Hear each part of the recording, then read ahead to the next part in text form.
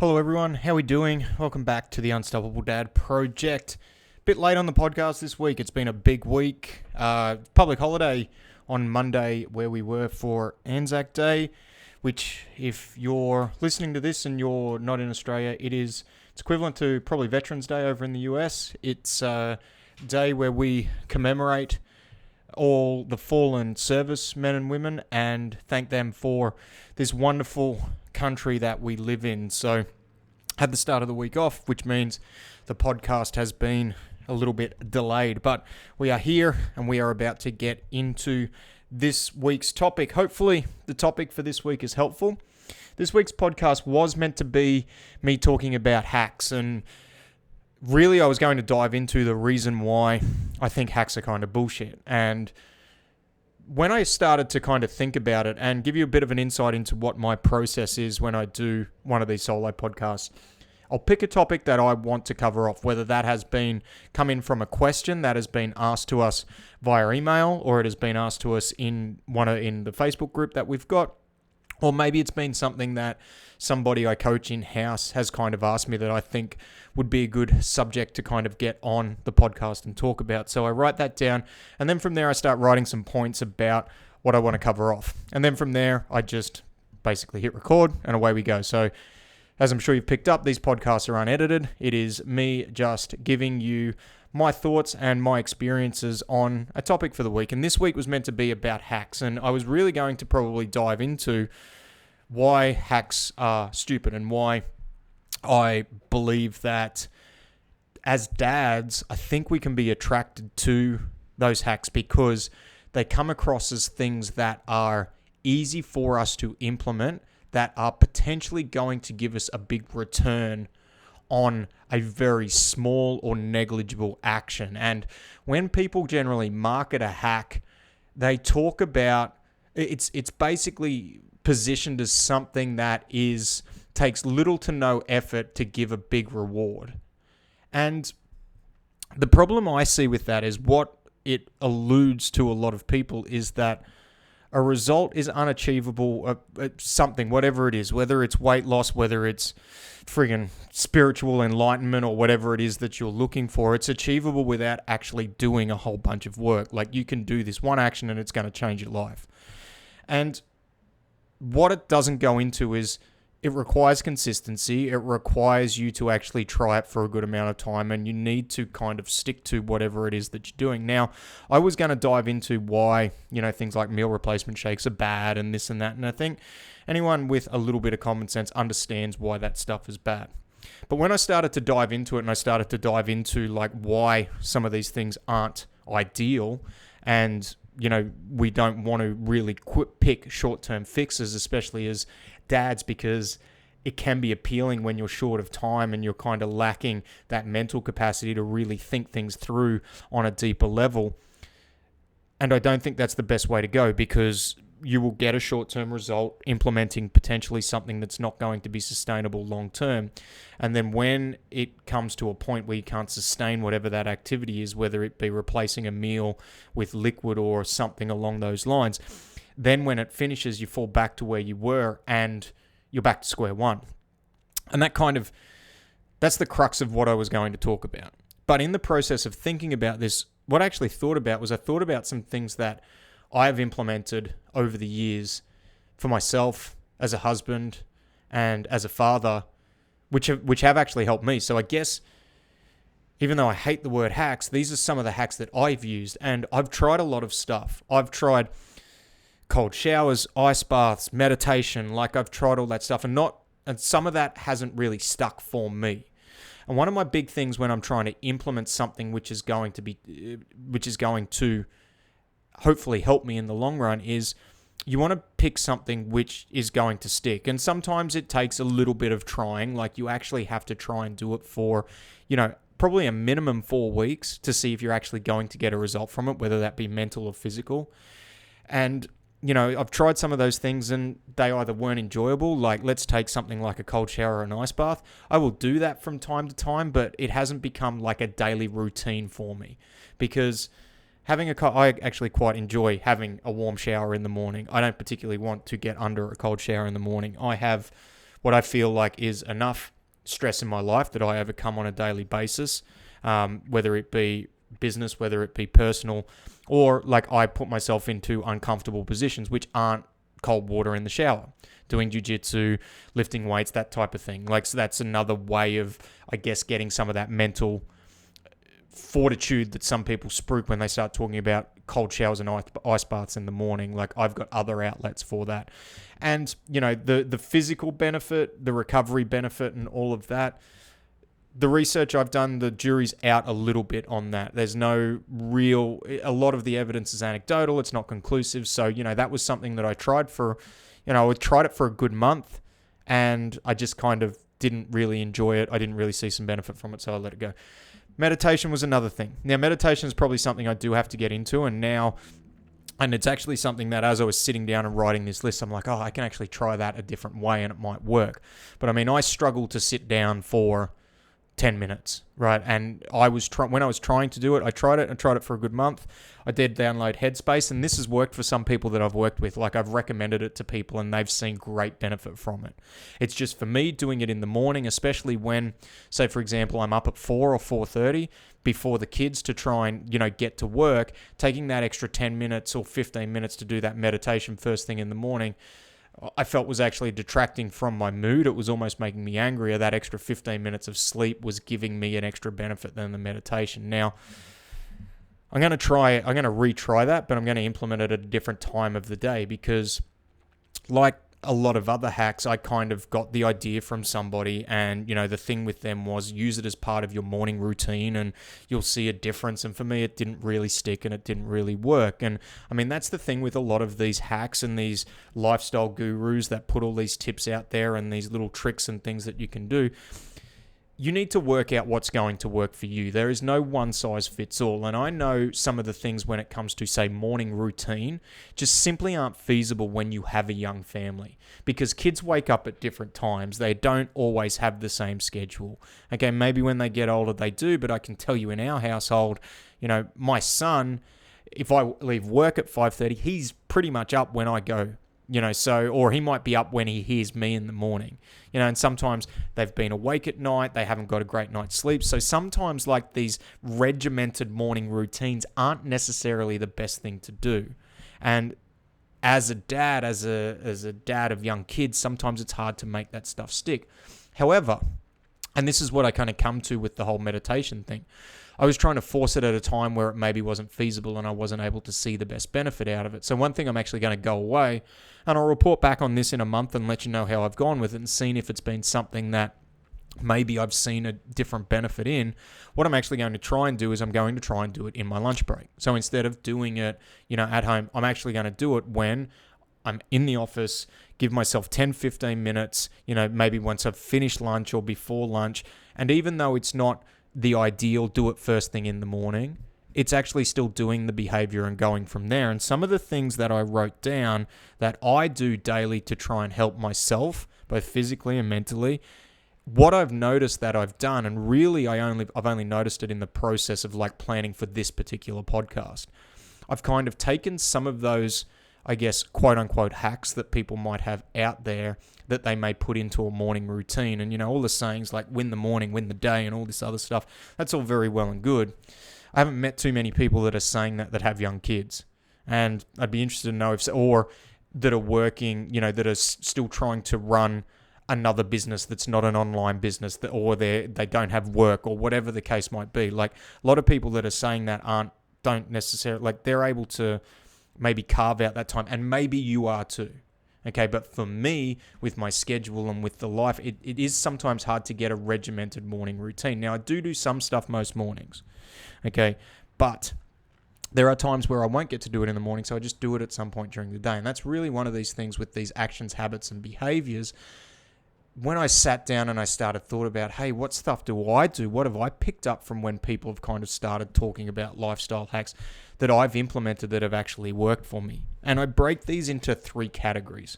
So there's obviously one's for me, the stuff I do for me to help me physically and mentally. Number 2 is for my relationship with my wife. And number 3 is for the kids and my relationship with my children. And they're pretty simple. And when I sat down and thought about this, I realized that I don't actually put a time of day that I'm going to do these things. There are certain things that I try and do in the morning, but there are other things that I just know have just become a habit that I try and do at any point of the day, regardless of my schedule. And most of this stuff is literally, it's a 30-second thing. It's a 60-second thing. So going through the stuff I do for me, like number one is I try and be grateful every day. And the way I do that is I use journaling. I mean, some people that may be listening to this or who I've worked with in a coaching capacity, I obviously recommend that for people. And I literally just write down 3 things I'm grateful for each day. And I've gone through different iterations of this where I've kind of gone, look, I need to try and make different things each day. And it got to the point sometimes where it got overcomplicated. I just literally write down 3 things that I'm grateful for each day. Now, I do try and do this like first thing in the morning, but some days I don't do it in the morning. So some days I'll actually wait until I get into work where maybe I don't have clients or after I finish coaching in the morning, and I'll just sit down and do it after that. I'll try and do it when it comes to mind and when I'm able to do it. And do I do it every day? Am I absolutely perfect with it? Absolutely not. I think a lot of this stuff is more if you can do it more often than you don't, and then it'll turn into, I'll do it 90% of the time, 95% of the time, but you're never going to be perfect with this stuff. And that's the same with everything. Like, expecting perfection is going to set you up for failure at some point. But being grateful is one thing. And one of the ways I do that is I use a journal and I write down 3 things I'm grateful for. And even if I don't have time to write it down in the morning, if I'm standing there and I'm making my coffee in front of the coffee machine and I'm start to think about like how much shit I've got to deal with at work or what I've got to do, like, how much stuff I have to achieve, I'll kind of try and shift that and I'll just think in my head, what's 3 things I'm grateful for? I don't even have to write it down, but like being grateful is a big one. And that's kind of, I guess that's my form of meditation in the morning. And that's like that's one thing I do for myself. Another thing I do for myself is I try and move every day. And when I say move every day, some days that will be a structured training session. It might be a jiu-jitsu class. It might be a weight session or whatever the case might be. But some days it is literally as simple as going for a walk to get my coffee in the morning. Or it is as simple as, just doing, some air squats or some burpees or just something really simple or straightforward, taking the kids for a walk. But I make a concerted effort to move every day. On top of that, I try and make a concerted effort to get some level of sunlight. So, get outside, get some sunlight on my skin, actually get some natural vitamin D. Some days that's harder than others. Obviously, if it's raining or whatever the case, overcast, sometimes that is hard. But it is something that I know, like I have in the back of my mind as a concerted effort that I try and do every day. And I can double that up with the movement. That's something I can do with the movement. I can do the movement outside.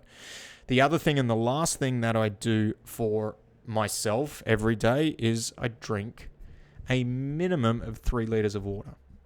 And that sounds very simple. It sounds very overcomplicated, but the amount of people that I have worked with, that I've come across, who probably wouldn't even drink half a liter of water a day is astounding. And there are 2 things that you can do to contribute to your overall health and well-being, which are very low-hanging fruit. Number 1 is drink enough water. Number 2 is sleep. And I think if you're a parent or you're a dad and you're listening to this, sleep, there's sometimes quite legitimate reasons why you can't get a good night's sleep. So for me, yes, I do try and get a good night's sleep, but sometimes that's out of my hands. But one of the things I do, one of the actions I try and take daily is to make sure that I drink enough water.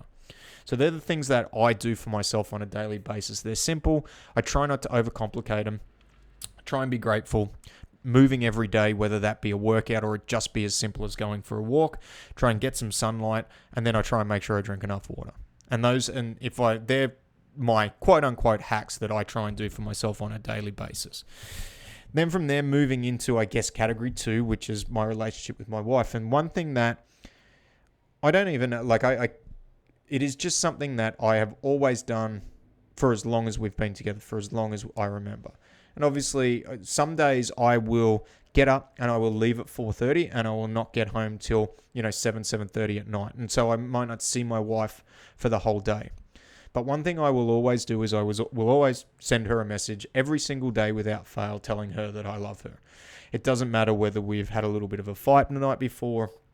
It doesn't matter what else is going on. I will always send her a message to tell her that I love her. And it's just one thing that I've always done, which for me has been something that has always kept our relationship strong. It is just, I don't know when it started, I don't know how, but that is one thing that I do every day. There is one other thing that I have started to do since we've had kids, and I try and do it on a daily basis. I try and find one thing that I can do around the house to help her out. Whether it is I cooking dinner, whether it is, grabbing the vacuum and just giving the floor a quick vacuum, but like just throwing a load of washing in there, hanging it out. One thing, not trying to do all the housework, not trying to do all the work, but just do one thing.